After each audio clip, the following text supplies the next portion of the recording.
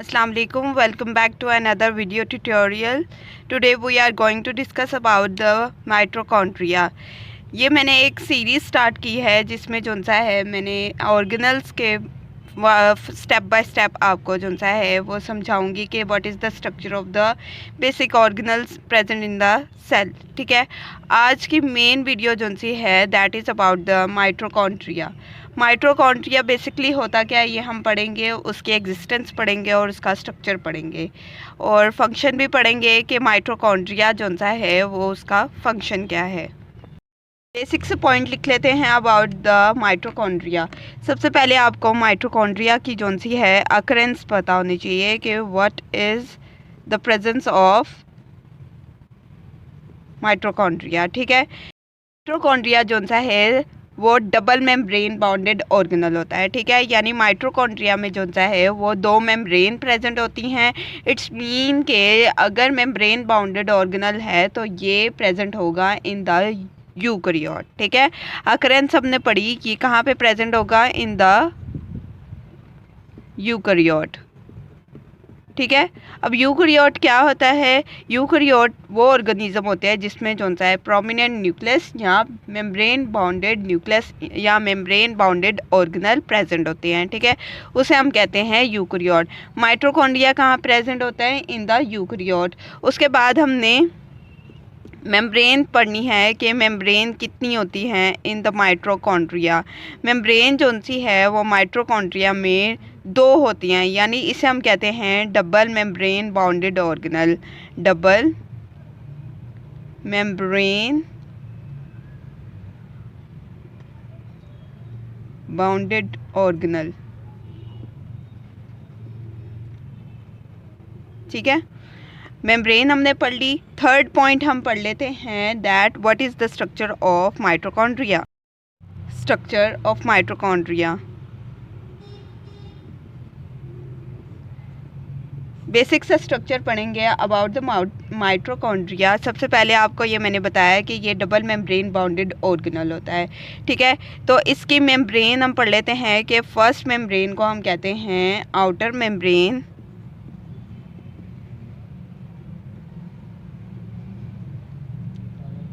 और जो second membrane है उसे हम कहते हैं इनर मेम्ब्रेन।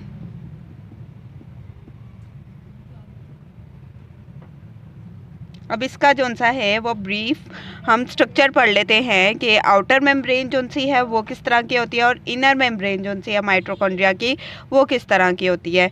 बेसिकली ये जो सा है वो स्ट्रक्चर होता है माइटोकॉन्ड्रिया का। ठीक है, ये आउटर मेम्ब्रेन होती है जो कि स्मूथ होती है।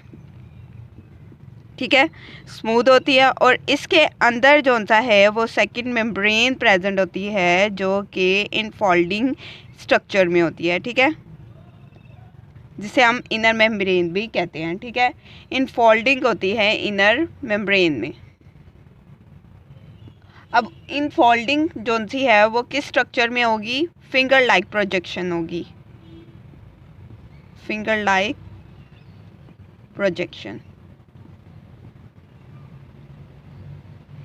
ठीक है, ये वाले जो इनर मेम्ब्रेन है दैट फिंगर लाइक प्रोजेक्शन जो सी है वो इनर मेम्ब्रेन की होगी जो कि इनफोल्डिंग जो सी है वो स्ट्रक्चर फॉर्म कर लेगी। उसके बाद हम पढ़ लेते हैं कि जो माइटोकॉन्ड्रिया है उसके अंदर जो सा है वो फ्लूइड प्रेजेंट होता है।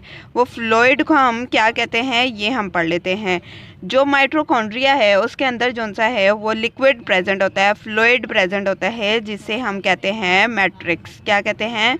मैट्रिक्स। ठीक है, मैट्रिक्स भी कहते हैं और सेकंड नेम इसका ये है कि इसे हम माइटोकॉन्ड्रियल फ्लूइड भी कहते हैं। जाहिर सी बात है, फ्लूइड जो से प्रेजेंट है इन द माइटोकॉन्ड्रिया तो उसे हम माइटोकॉन्ड्रियल फ्लूइड भी कहते हैं। ठीक है, फ्लूइड कहाँ पे प्रेजेंट होगा? यहाँ पे। ठीक है, और ये आउटर मेम्ब्रेन है और ये इनर मेम्ब्रेन है। मैट्रिक्स हमने पढ़ लिया और उसके बाद हम पढ़ लेते हैं कि what is the function of mitochondria. Next point है what is the function of mitochondria. Basically mitochondria का मेन जो फंक्शन ये है कि इसे हम कहते हैं power house of a cell.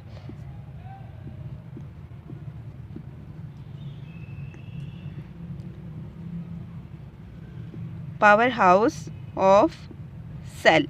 ठीक है, पावर हाउस का मतलब ये है कि माइटोकॉन्ड्रिया एक ऐसा ऑर्गेनल है जिसमें जो सा सेल की एनर्जी स्टोर होती है। ठीक है, फर्स्ट इसका जो सा है ये फंक्शन है, सेकंड फंक्शन ये है कि ये एनर्जी स्टोर करता है।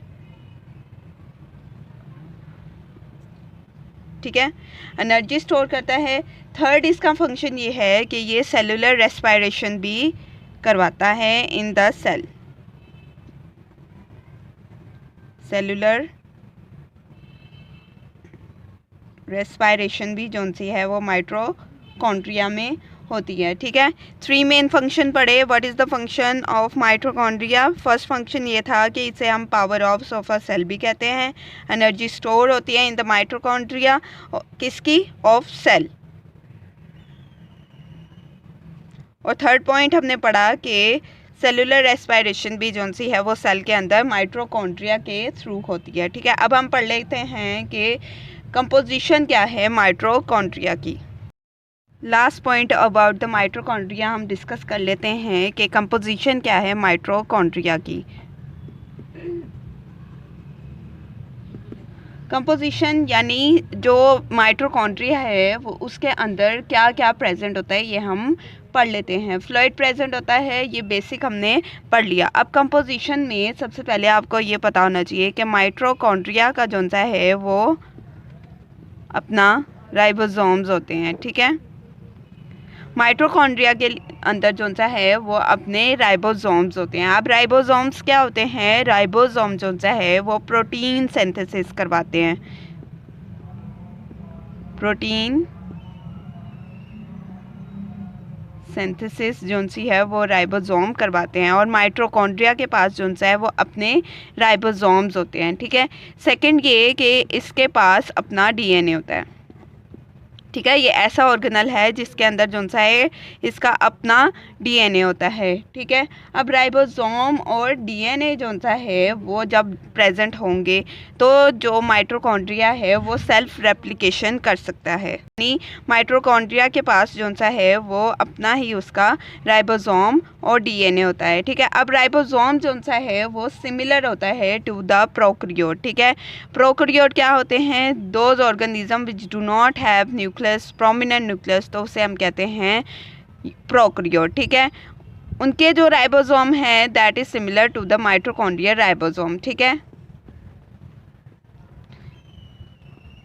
प्रोकैरियोट के साथ जो है वो रिजेंबल करते हैं माइटोकॉन्ड्रिया के राइबोसोम।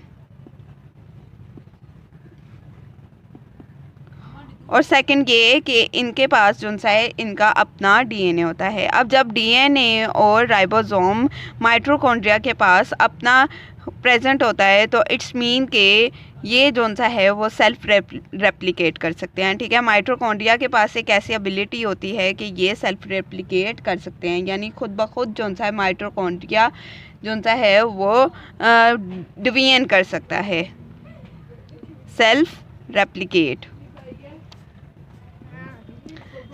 रेप्लिकेट भी जो सा है वो माइटोकॉन्ड्रिया कर सकता है। ये था basic introduction about the mitochondria के माइटोकॉन्ड्रिया क्या हो लगी है तो kindly please subscribe to my channel and press the bell icon that you will never miss any of my video. Any suggestion, please comment me in the comment box. Any queries, please comment me in the comment box. Thank you.